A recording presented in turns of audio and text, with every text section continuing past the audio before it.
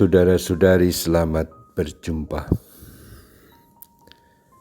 Saat ini saya ingin mengajak Anda merenungkan adorasi sebagai saat kita menyembah Tuhan yang menghendaki kebersamaan, kebersatuan dengan kita.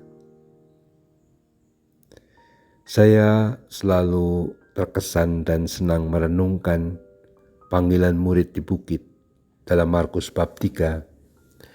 Ketika Yesus menetapkan 12 orang untuk menyertai Dia dan untuk diutusnya memberitakan Injil dan untuk menerima dari Dia kuasa mengusir setan. Saya ingin mengajak Anda semua merenungkan bahwa panggilan murid punya beberapa tujuan, tapi tujuan itu tidak bersifat sejajar. Tujuan pertama itu yang paling pokok, baru kemudian diikuti tujuan kedua atau yang ketiga. Tujuan pertama adalah untuk menyertai Dia. Kata menyertai Dia adalah istilah dalam sinoptik. Ada istilah lain misalnya mengikuti Dia, mengikuti Kristus, menyertai Yesus. Tapi dalam bahasa Injil Yohanes lebih khas lagi, kata menyertai Dia atau mengikuti Dia itu dengan bahasa dan kata lain, dengan kata tinggal. Tinggal dalam Dia, tinggal bersama Dia. Maka sebenarnya dengan urutan seperti ini kita disadarkan bahwa menjadi orang Kristen, menjadi murid-murid Yesus, itu yang paling pokok, yang paling utama, yang paling dikehendaki Tuhan adalah agar kita selalu bersama Dia, agar kita menyertai Dia, agar kita memiliki kebersamaan, kebersatuan dengan Tuhan Yesus. Baru yang kedua, sesudah bersama Yesus, memiliki kebersamaan dan kebersatuan dengan Yesus, datanglah tujuan yang kedua dari panggilan, yakni diutusnya memberitakan Injil. Kata diutusnya menunjukkan pada karya. Apa yang kita lakukan, kita sebagai apa, kita menjadi apa, sebagai awam, sebagai ibu rumah tangga, sebagai karyawan, sebagai seorang pengusaha, atau juga mereka yang dipanggil khusus menjadi pastor, bruder, suster, siapapun, atau rasul awam, atau menjadi awam yang selibat, yang sendirian, tapi membaktikan hidup seluruhnya untuk Kristus. Apapun panggilannya, apapun tugasnya, apapun karya kita, itu sekunder ternyata. Karena yang paling pokok harus dimiliki oleh semua orang yang dipanggil oleh Tuhan menjadi muridnya, yaitu untuk menyertai Dia, untuk tinggal bersama Dia. Kalau kita menekankan hidup ini harus jadi apa, aku melakukan apa, tugasku apa, kita akan menjadi orang yang kehilangan makna Kristiani. Susun nama dan makna Kristiani itu adalah ikatannya kepada Kristus. Ikatan dalam arti apa? Yang menyertai Dia, tinggal bersama Dia.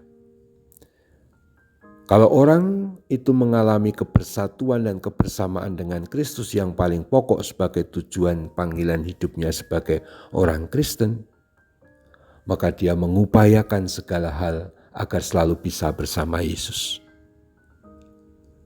Mengenai tugasnya, itu bisa berganti-ganti.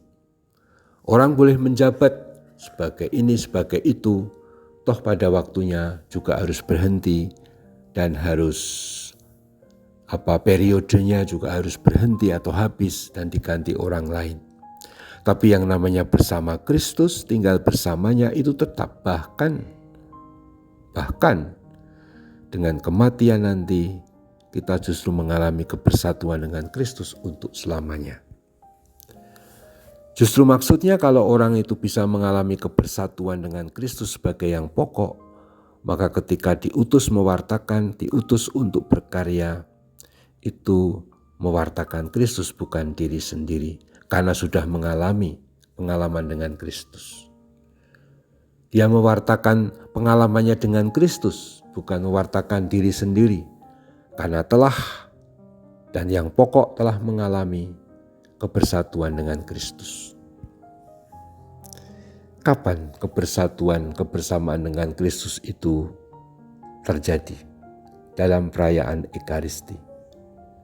Dalam perayaan Ekaristi yang puncaknya adalah doa syukur agung, dan kemudian kita lanjutkan dengan komuni suci, kita bersatu dengan Kristus secara benar-benar, bukan hanya dalam batin, hanya dalam hati, tapi sakramen adalah tubuh Kristus sendiri, sehingga kebersatuan itu secara sakramental benar-benar kita alami, dan itu benar-benar nyata. Dan inilah kehebatan, keistimewaan Ekaristi.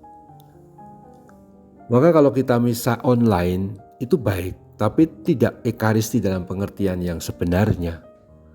Kita harus tetap mengupayakan ikut misa yang sesungguhnya di gereja, di kapel, dan menyambut komuni. Tentu kalau sudah dimungkinkan, kita berdoa agar masa pandemi ini segera berakhir dan kita bisa normal kembali hadir dalam misa kudus di gereja, menyambut Kristus.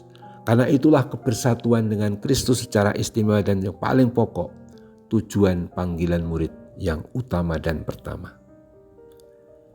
Adorasi adalah memperpanjang, memperdalam kebersatuan itu. Maka bagi saya adorasi itu sangat indah, sangat istimewa.